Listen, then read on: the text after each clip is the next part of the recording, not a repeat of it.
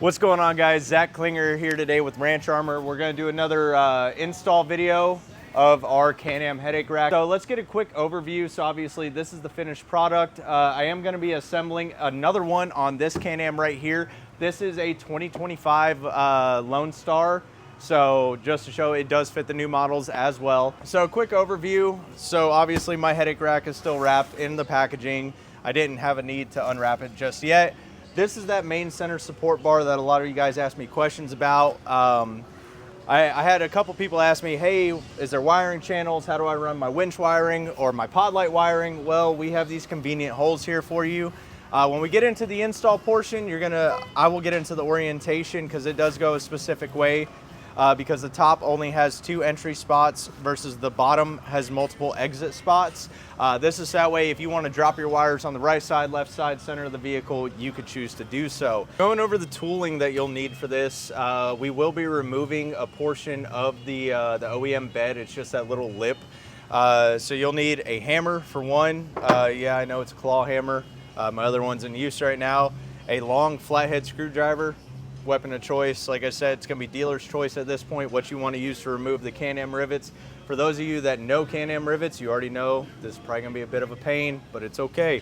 And then, as always, a nice little chisel as well to kind of smack those rivets around. Next thing you'll need is a 1/2-inch ratcheting wrench. It doesn't have to be a ratcheting wrench, but it helps.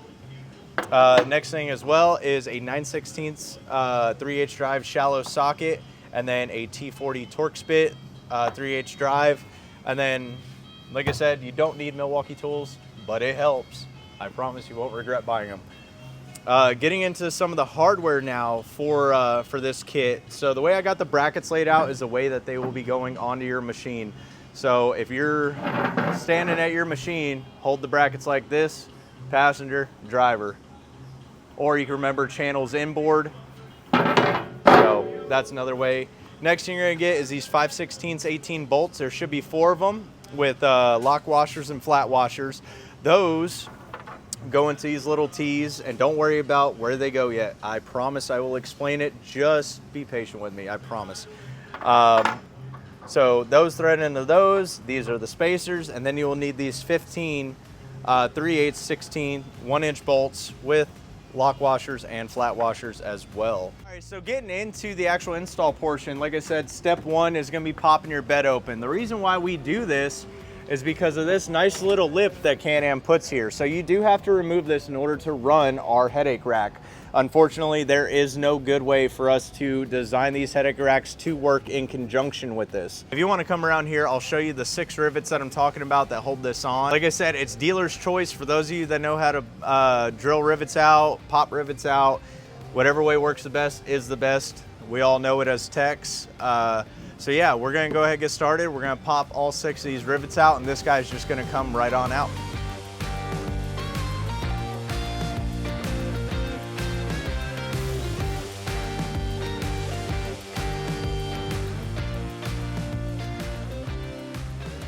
All right, guys, so now that we have removed that little plastic lip, we put the bed back down, let's get into putting on our main brackets. So the top 2 holes, like I said, up here, these are gonna go in with these T40 Torx screws that are up here. Best way to do this is to do them one at a time, so there is enough room in our bracket to where you could get the top one in and then pivot down to put the bottom one in without fully removing it. So I'll give you guys an example here. And be very careful, because Can-Am does put yellow Loctite on all of their hardware. So just keep that in mind whenever you guys are installing this, or even pulling apart any Can-Am for that matter. So you don't have to gun it down all the way, just enough to hold tension on the door when you pop this bottom one loose. So you can see here, no tension on the bracket whatsoever. You guys are able to do them one at a time. This way you do not lose your door adjustment. For some of you, it may not be a big deal. For me, if I don't have to readjust the door, I'm not going to. So you do this way you do not have to. And like I said, just kind of get it started in there. There is no tension on it. You can see the bracket is 100% loose.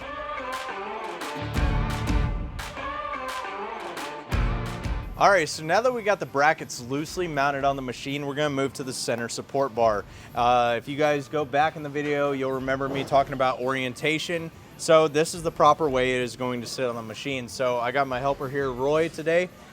So I'll kind of bring it out just like this. Like we said, going over the hole placement, 2 holes up top, 4 holes on the bottom, and then your threaded portion is going to be facing outboard, so towards the tailgate. So what you're going to do is go ahead and put it right in between the 2 brackets. And in this slot on the side, you will go ahead and put that 3/8/16 bolt in.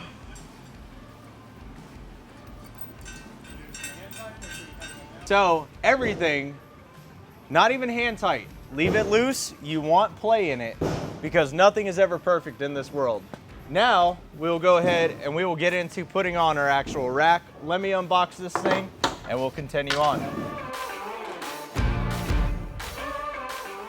All right guys, so getting into the actual rack install. So now we got our brackets on loosely, we got our center support bar on loosely. So grab your friend and then go ahead and proceed to put this on. I recommend 2 bolts per person. This way, whenever you guys bring it over just like this, you guys could get this top corner portion started. So the way I like to do it is I'll get this one on that center bar in.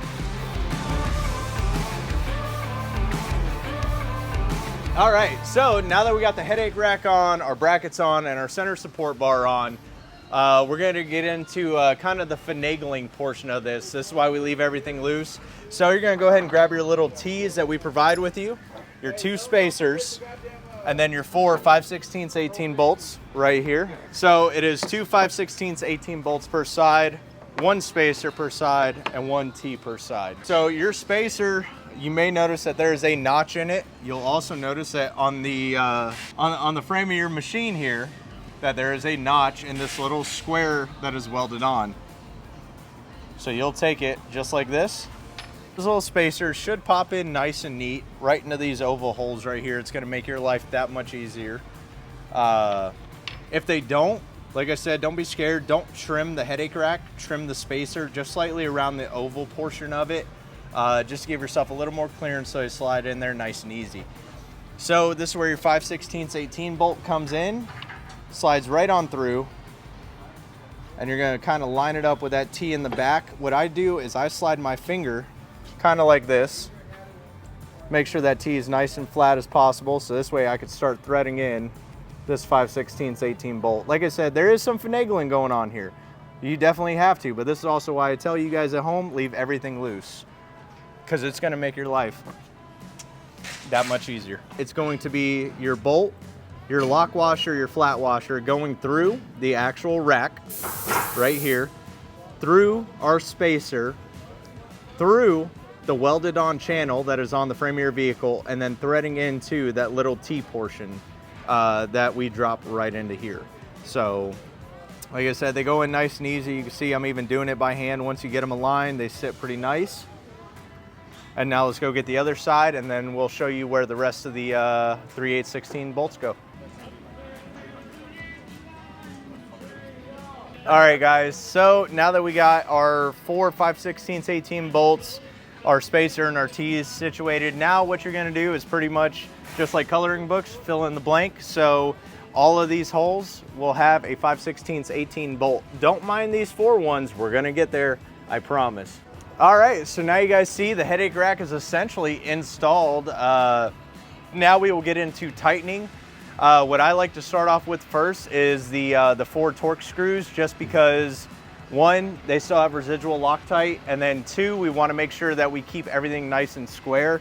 So let me climb up in the bed here. And as always, Milwaukee. Now we'll move on to our 9/16 bolts that are all the way around the frame of the headache rack.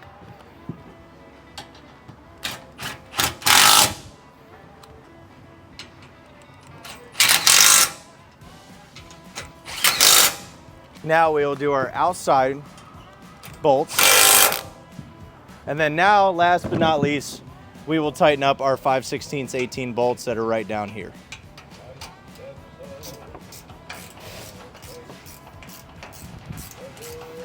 All right, guys, so that is the Can-Am Defender headache rack install. As always, guys, if you guys got any comments, concerns, complaints, please feel free to drop them in the comments below. Let us know or reach out to me. Make sure to like, comment, and subscribe. And thank you guys again for all the support.